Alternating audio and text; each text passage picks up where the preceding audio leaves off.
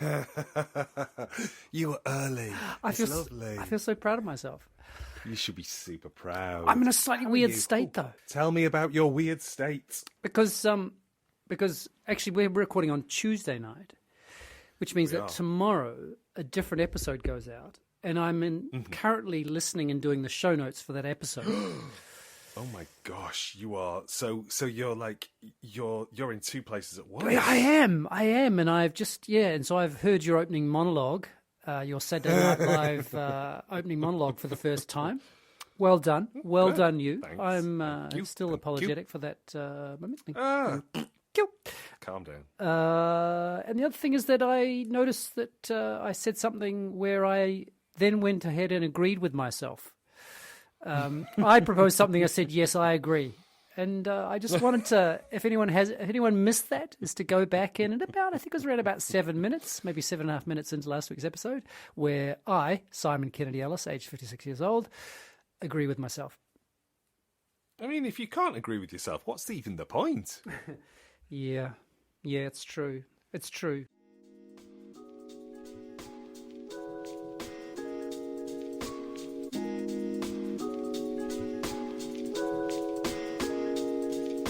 This is a podcast in which two friends talk about the pleasures, absurdities, and imperfections of being human.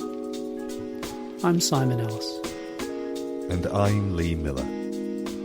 Welcome to Midlifing.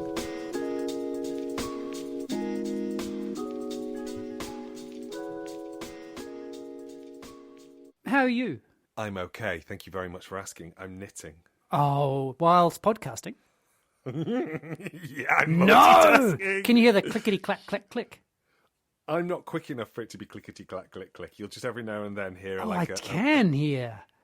Can you? Yeah, yes, I can. Woohoo! So if you can hear things in the background, ladies and germs, I apologise, but I don't apologise enough to stop. So you're knitting, and I've just come out of 2-hour management training for how to deal with difficult conversations. So I am ready, baby.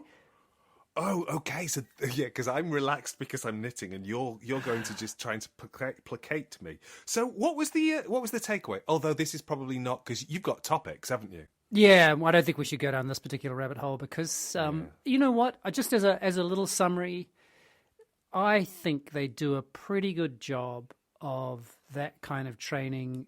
It's all online. Lots of different people from all over the university who have different roles, and that is a hard gig, and I'm pretty impressed with how well they go about doing it. Oh, that's really great, because I wasn't looking for a sort of a dig. I was actually genuinely, what's your big takeaway? Because I've done some management stuff and I learned so much. I was like, whoa, this is really clever.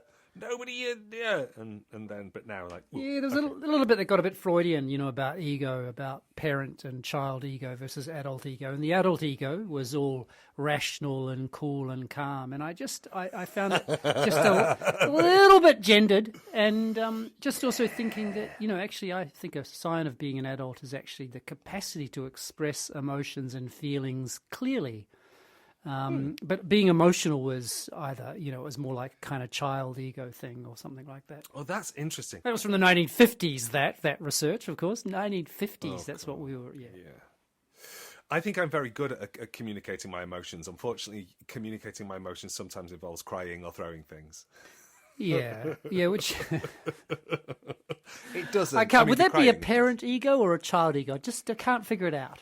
I don't know. Anyway, let's move on to real topic. Go Yes, on. You've got content. Well, Tell I mean, us, I don't want to overstate that. Oh, overstate it. Okay, I'm going to go. Actually, I think it relates to work, and I'm going to ask a question, and I'm hoping that we'll be able to spin it out for 20 minutes, so that 24 to 26 minutes, as per the usual episode. Well, we've got 20 minutes left, so only 20 minutes. Woohoo! We're going to try and stretch this mofo out. And that is, I was recently thinking about basically situations in which you feel, or where do you feel most compromised at work? And I'm thinking about kind of moral / ethical compromises. Fucking hell, Simon. I know, but you did say drop into it. We can No, back, it we wasn't. Can back up and talk about sourdough bannetons. No, it's not so much that. I think it's just that that's a question that's really exposing. Mostly because I think that if you'd asked me that question 3 years ago, I would say never. Because I don't think when you're a workaday academic who is dealing with being, maybe that's not true. No, that's not true. That's not true. Okay, yeah. So I can track it back to there. I think. Or maybe there's a question there. When did you start to become aware of the kind of moral compromises? And I think that's the question that I'm going to answer. I think the question is not like when am I aware of it at the moment now, because it sounds like I'm going to go, well, it's all the time. It's like constant. It's not, actually. But I think probably what I was thinking was I might be party now to more conversations than I used to be that not would necessarily be, I don't think it is about morally compromised. Sometimes it's just about having to put things in Tupperware in my brain and go, oh. Yeah, that's not to be shared. I can't. Yeah, exactly. And that's but this not is the about, perfect. This is a safe space, Lee, to share those things. If I had $1 for every time I heard the word safe space today. I think I need to buy another skein of wool. I think that missing update as an aside. Show title. I think that it's not so much that there are moments now where I feel morally compromised because of material that I might be negotiating, more that I become aware that I am responsible for holding things that are, should we say, bigger than me? Beyond. I might be involved in a process that implicates somebody else, and I've got to go, oh, that person can't know about that thing, and it's just like it's a change in responsibility. That's sort of so. It comes. The complications happen with changes in responsibility. Yeah, and I wouldn't say that I feel actually. I probably now that I sit with it for a second, I probably feel you've got to sit with it for 18 more minutes. I probably feel less morally compromised than when I was mostly worried about recruitment, and I think it's recruitment that made me feel the most compromised. Recruitment of students. Oh, PhD students. Undergraduates. No. This is when you were talking about years ago. Yeah, exactly. PhD students, for me, there is no moral compromise because I work in a university where I have not been given targets for PhD student growth. Yeah. I've been given targets for postgraduate research supervisor growth. So what I had to do is I had to put in place a series of structures and strategies that would allow more colleagues to step into a supervisory role. And when you empower people to do that, the kind of corollary is, and then more PhD students can arrive because more people can hold them. Whoa. Does that make sense? Yeah, it makes clear. It's very clear. So if you have an infrastructure where you don't have enough supervisors, you can't grow your PhD numbers. But if you make growing your PhD numbers the target, that's like without it's tail wagging the dog for sure. Exactly. Yeah. So we do it the other way around, or we have been doing it the other way around since I arrived, and we have as a result grown our PhD numbers because we are better able to support them. It feels like a very virtuous circle. So there is absolutely no moral quagmire to negotiate there. It's like I'm supporting colleagues, their continuing professional development. That's a win. PhD students have a better system because they've got more people to choose from. That's a win. But back in probably every university I worked in before this one, and definitely from, say, 2010 onwards. So that's maybe so I guess maybe the first 10-ish years of my career were, broadly speaking, innocent of this. I wasn't worried about it. Yeah. But then from about 2010 onwards, it was a case of just grab them. Keep going. Get more. Yeah. It's so interesting. I at my previous job, which I'm not going to name, but it sounds like Roehampton, The,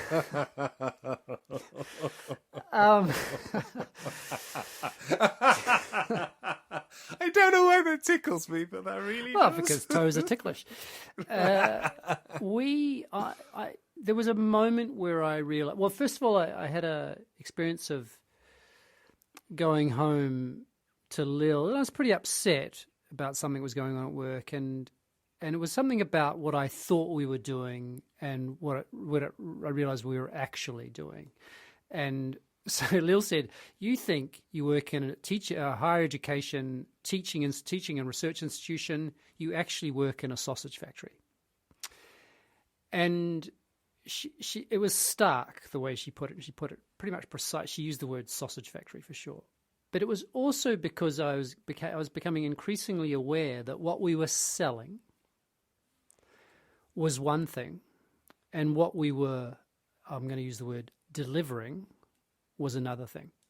And so I used to describe it as being a dream killer or a dream buster, because most of the people who were coming into the place wanted to be dancers. And the vast majority, I'm guessing 90%, could be 95%, were never going to be dancers. Not for any other reason, but mostly because of they didn't have the aptitude, right? Just didn't have the aptitude. But more importantly, weren't prepared to actually bloody knuckle down and push themselves. Can you just unpack what you mean when you say they didn't have the aptitude? Well, how did that manifest itself for you as the person who's standing at the front and making that observation? Oh, you spend a lot of time looking at people doing. I mean, it's the equivalent was when I walk past a tennis court, I can see someone even just the way they're standing, and I can tell pretty much how good they are. Certainly, the way they're holding their racket, I can give you a pretty good sense of how good they are. Right, and so it was just, and also to acknowledge that human beings have different aptitudes. Right, some people are going to be better at this thing than other people, and we could talk about all the reasons for that, and some of those reasons are fair, and some of them are unfair. Through different privileges, and some people it's just about physical ability. But yeah, I'm just getting at that idea, different aptitudes. Okay, and just if anybody wants, I won't play the other side of the card, but I will also say that, of course, that we have as a creature, as a collection of creatures, we have validated and prioritized particular types of aesthetics in bodies. We think weirdly that a turned out hip is really, really elegant and a turned in hip is really, really ugly. No So question. just to say that it's like, and that no attitude question. is also connected to something which is so totally arbitrary. Or also the Sometimes when I size think of the about that- body and all sorts of things, which are. Oh, I wasn't even going to go there. I was just thinking that's about a the mess. biomechanics That's of a what human the, mess. yeah. Then you get But then absolutely. the third part of that is also overestimating my ability, even though I've just said very clearly in relation to tennis, but also huge number of mistakes can be made about, is that old joke about Jimi Hendrix going in for a guitar lesson. And I know, I'm sure it's apocryphal, but it doesn't matter. And, he was practicing and the teacher said, "Jimmy, you're never going to make it. You've got no rhythm." And I always remember that story, as again, apocryphal or not, because it reminds me very clearly that as a teacher, I never really know how this person's going to turn out or how it is that they're going to develop. I'm just doing my best to support them. But anyway, the point of the story is that the sense of the discrepancy between what they were wanting and what they were being sold. We had to get them in based on the idea that they were going to dance a lot, even though they were never going to dance a lot when they left. If they weren't given enough dancing, they wouldn't have come to our course. And so it was absolutely a moral compromise, because we couldn't say that to them because they wouldn't have shown up. Yeah. They're different. My compromises are different now, but that one definitely, that played on me. I really struggled with it. Yeah, I think my moral compromise was never about inviting people in, because I never felt that I was contributing to the dream of you are going to go on to be a performer. I always felt that the bit that I was doing in the various programs that I taught on was I was supporting you to think critically and see the world through a particular lens that was different than the one that you had been given. Not that it was the right lens, but that I was giving you the opportunity to be able to hold different lenses up and go, oh, now I'm seeing it through this lens, now I'm seeing it through that lens. So I always felt like I was engaging in that part of it. Now, that might was being be smuggled in for our lot. I mean, again, there are exceptions. There are exceptions, but mostly we had to sort of smuggle that in a way to find it. Yeah. So that, But Simon, I would say that it was being smuggled in for me as well. But it wasn't that it was being smuggled in because the students didn't want it. I was smuggling it in because some of my colleagues thought it was redundant, and they were like, "Training. Let's do that. Let's do more of this." And I'm like, "Oh, really? Should we not just actually give them a set of critical skills so they'll function in the world in a way that's much better?" And I look at some people who I feel really happy of the job that I did in a particular moment in time. I'm going, they've all got really good jobs, none of them to do with their degree, but all of them I can see critical thinking is central to what you do. I didn't completely fail them. When I started to feel compromised was when I was being asked to get more and more and more students in, but also that we were selling something that felt so far away from any kind of truth that I was able to contribute to. And that's ultimately why I ended up leaving. That it was just like, I feel like, it was one of the major contributors. It wasn't the only contributor. It was the fact that I felt like I was a lone voice going, what if we were to just teach them how to have big thoughts? That's not about employability. I would say it is, but and also I wasn't doing it in that little cute, adorable voice. I was being really strident and unpleasant, I think, at various moments. Yeah. So, also, those conditions over that time, from about, as you say, 2010, were changing dramatically. And so much. And so, there's something about it. Actually came up the other day that question as an institution, and I experienced this at Roehampton was when you recognise that the place you think it could be and that others thought it was no longer that. And that all we were in was we were doing anything we could in order to survive, right? Yeah. And I mean the whole university, I don't just mean the department I was in. And there was a sort of point to go, at what point do you recognise it can't be that? Or do you just keep on surviving and transmogrifying and morphing into something else and morphing until it's absolutely impossible to recognise it as being, let's say, a place of higher learning. And then you at what point do you get off that particular train? I know I'm mixing metaphors here, but that's what I do. It's an interesting question. A colleague, or I should say a former colleague of mine, came back for a visit the other day. This is a colleague who worked in a professional services role. So their interface was with students, but not in an academic sense. They would fix things, sort things out, make sure everything was in place, look after them in a variety of ways. One of those things where at some point in history, I think they would have been called an administrator. And that is such it's such a misnomer, because that's really not the job that they're doing. They're doing something much more holistic and rounded than that. And this particular colleague was ferociously good at what she did. Anyway, for a variety of reasons, she left the institution, all her own making. She made a decision to just try her hand at something else. And she's been gone for 5 weeks. And she came back and she said, well, I hate my job more than life itself. Oh. And we were like, oh, that's awful. And she said, I think it's really important that I let you know how privileged it is, or rather how privileged you are, to be working in a university where actually the majority of what you are doing in some way, shape or form, however wrong-headed you may see it in various moments, is ultimately helping people. And we said, and what are you doing? She said, I'm selling shit. And that's all I do. I'm selling stuff that people don't need. She's not selling wool, is she?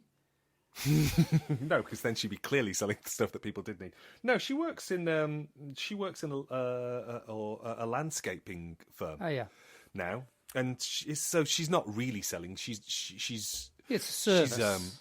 It's a service. Yeah, It's she's selling a providing a service, service, but she's selling a service, exactly. But the service is what? It's to make people's gardens look pretty. Now, of course, I don't want to be critical of that. It's pretty important in our lives, isn't it? To be in beautiful places. It is. But I think what she was making a reflection upon was that the people who live in the houses are not making the things beautiful themselves. They're not growing anything. They're buying somebody in to change something. It's a boat.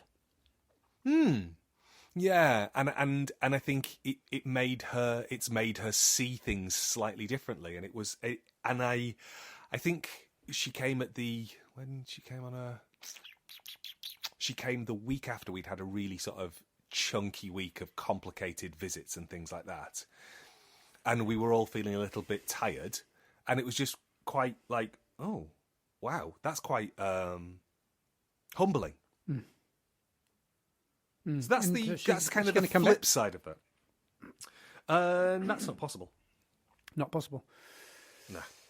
Yeah, it's funny. I guess when I thought of the question, it was because I think the big compromise I make now, which is it's a really pragmatic one, and so I'm a little bit embarrassed to say it in a way, is that I'm supervising a lot of, they're advanced students, they're PhD students. That's the only kind of engagement I have with, I guess, a form of teaching.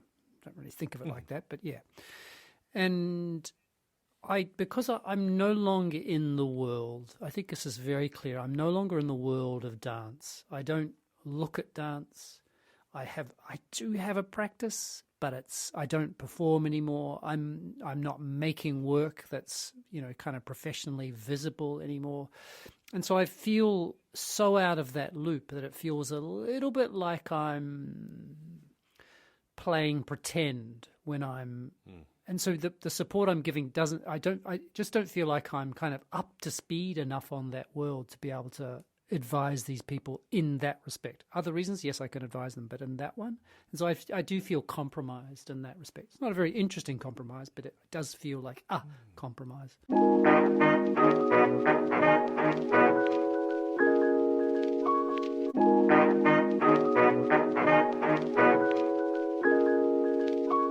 And maybe, I don't know, yeah, whatever. I like that noise. That was really pretty. That was a lovely song. Yeah. That was my dog sound, Jeffrey. That's it. Yeah. Okay. Wow. That's almost perfectly on time. If we were to just maybe fill for about another 30 to 40 seconds, just so that I've got a little bit of slack to be able to. I can give you a little bit of a medical update. Oh, please do. Yeah. So, just about a year ago, I had blood tests and my PSA, so that's the something antigen. LP1. Prostate. Yeah, well, it's not, that's not how they get the blood, but fucking hell, what is it?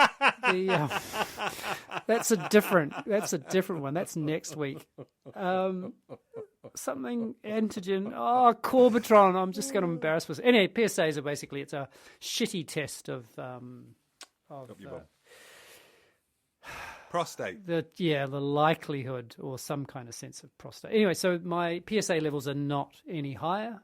So they're not at a level when they start basically taking samples from your prostate, which is, and even then it's a mess because they can miss anyway, it just is not that interesting.